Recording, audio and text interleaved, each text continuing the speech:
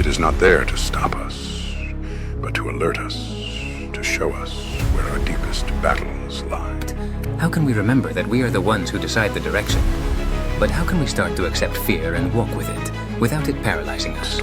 I remember a young man I once met. What do you think about purpose? Is it something we should seek, or something that's revealed to us over time? That is the oldest and most powerful force that exists. Remember, artificial intelligence will not only transform how we work or interact, but also what it means to be human.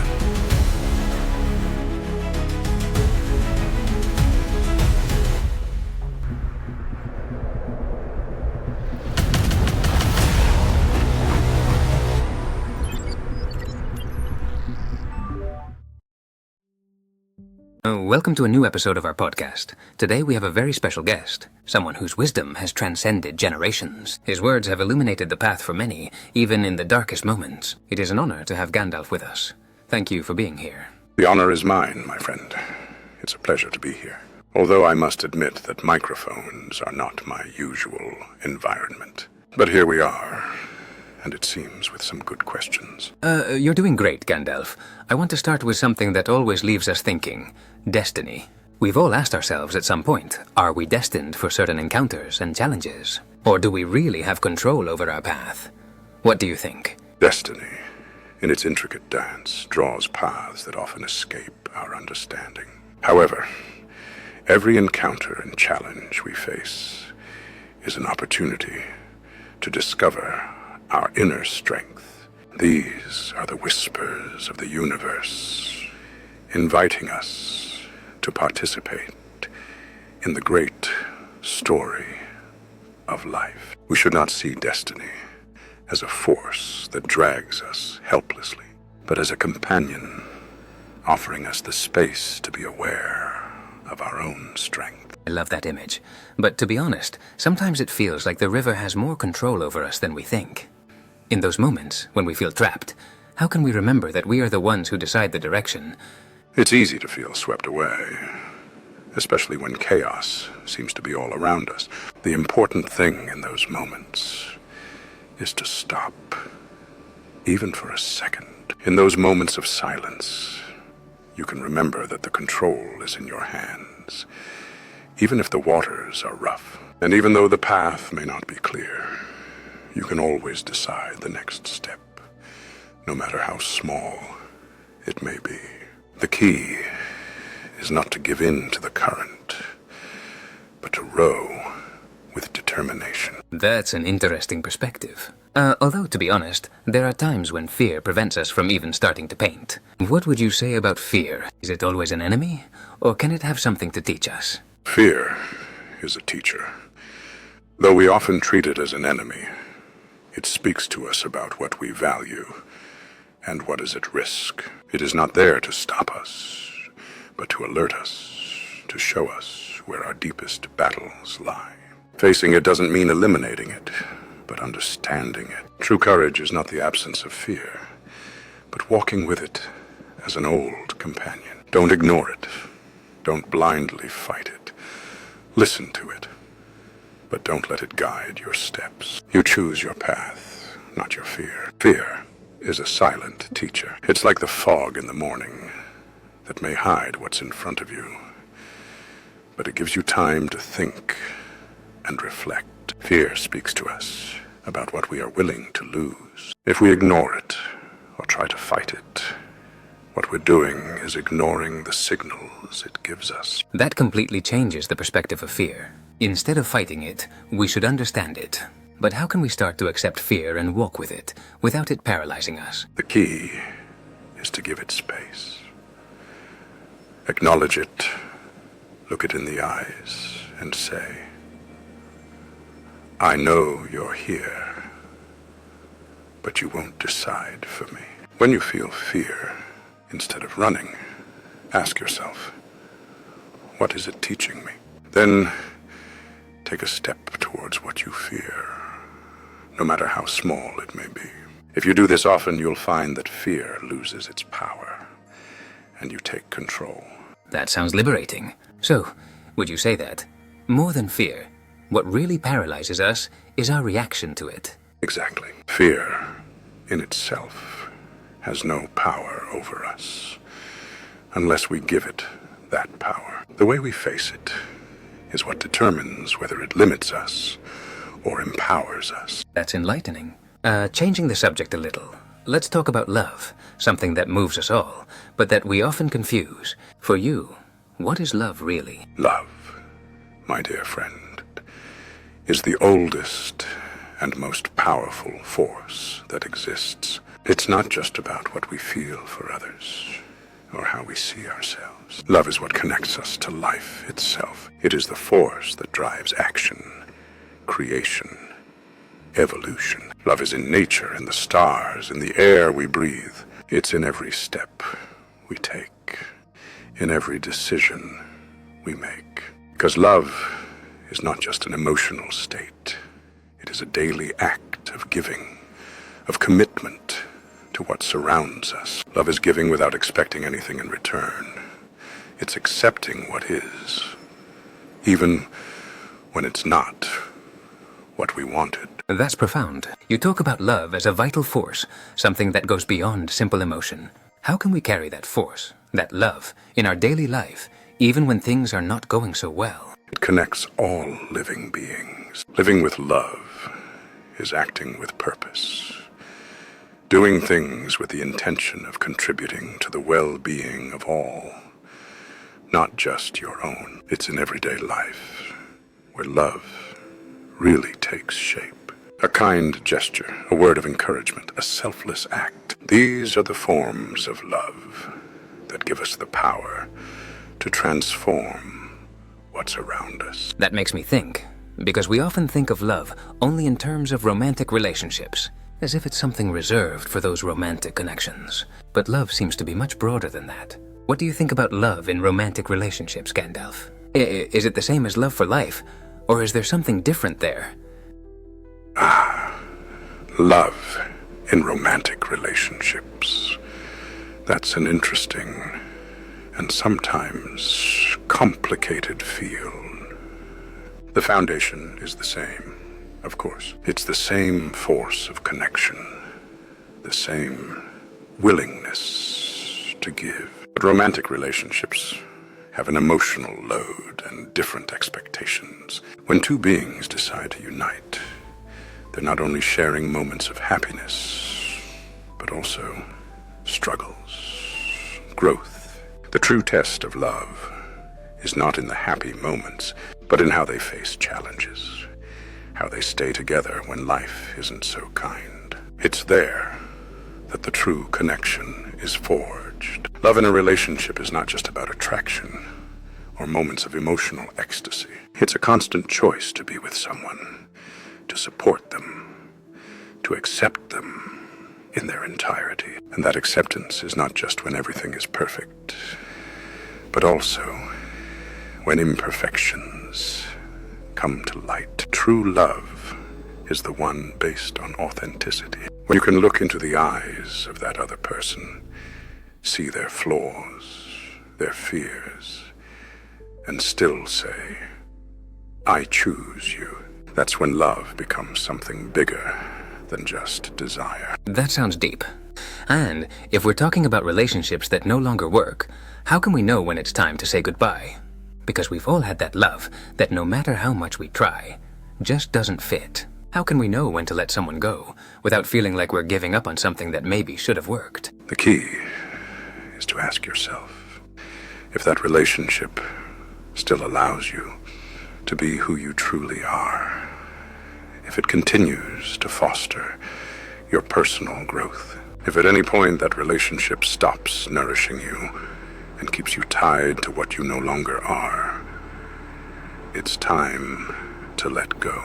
It's not about stopping loving the person, but about letting go of what is no longer working. Many times we hold on to what no longer serves us out of fear, right? And sometimes, when someone returns to our lives, we think that maybe there's a second chance. Is it possible to go back to someone and make it work?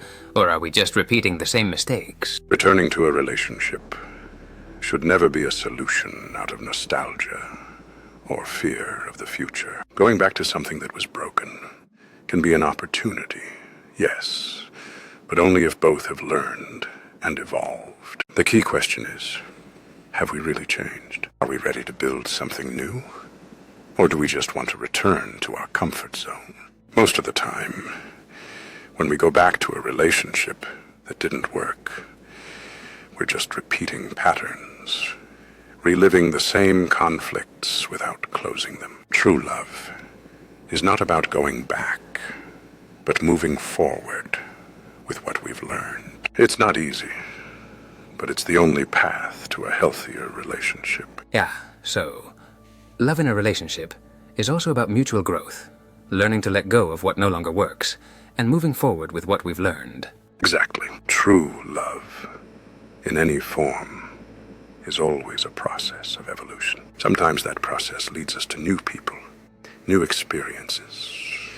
But the love we share at each stage of life is valuable. No matter how long a relationship lasts, what truly matters is what you learn from it. If you walk out of a relationship wiser, stronger, and more complete, then you've lived true love. And that's the true beauty of love, in all its forms.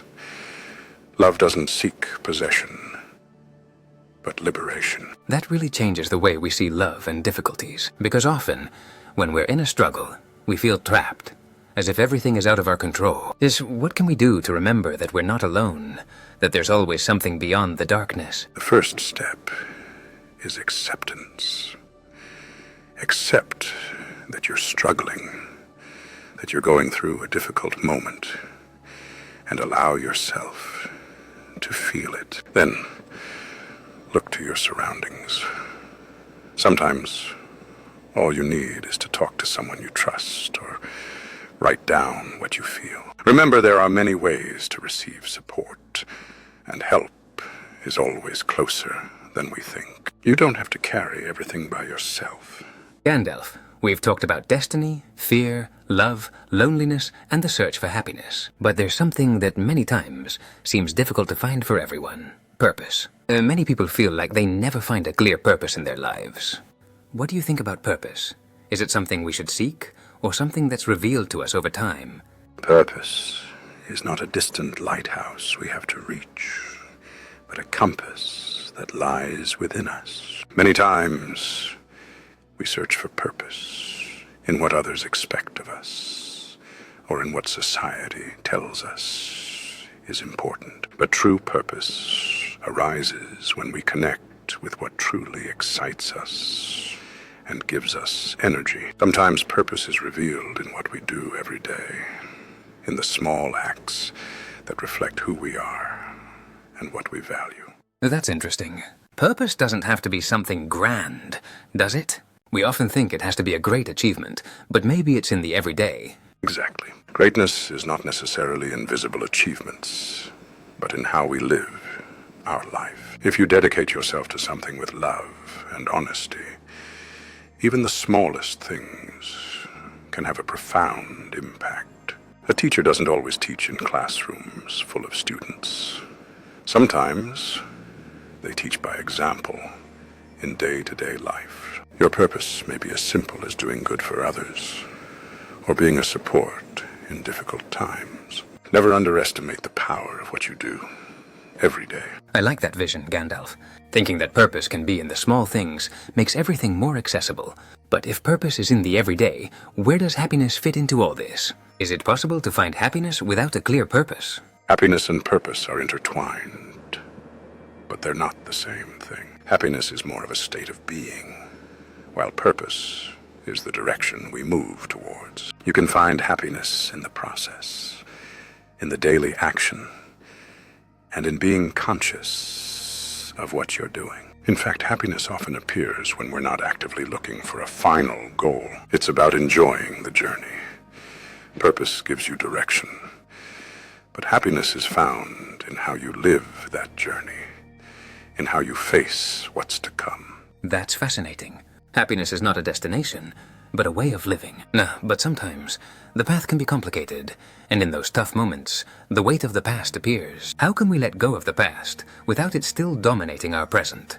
The past will always be part of us, but it should not be what defines us. Letting go of the past doesn't mean erasing it, but learning to live with it in a balanced way. I remember a young man I once met who had carried a deep sadness for years over something he had done in his youth. I asked him, "How can you move forward if you're always looking back?"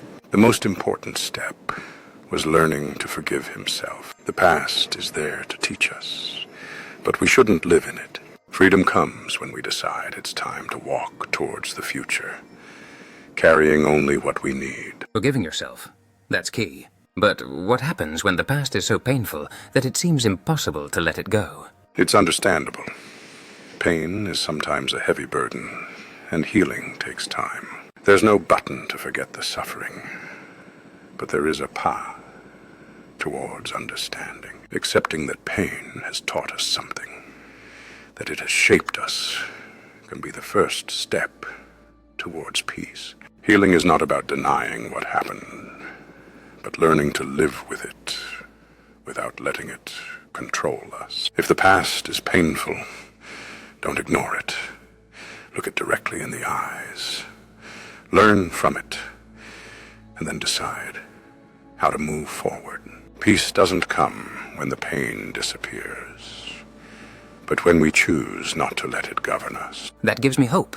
If we learn to see pain as a lesson, we can move forward. And speaking of moving forward, the future is watching us.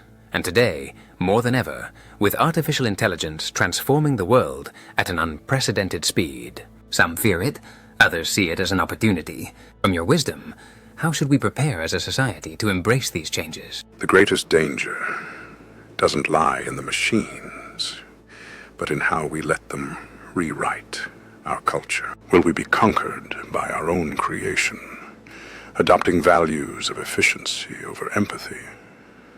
Or will we protect what makes us unique? Remember, artificial intelligence will not only transform how we work or interact, but also what it means to be human. We will face an unrelenting mirror that will reflect our virtues and flaws as a species. Technology can be a tool, but it should never become our identity. In the end, it's up to us to decide how we want to live.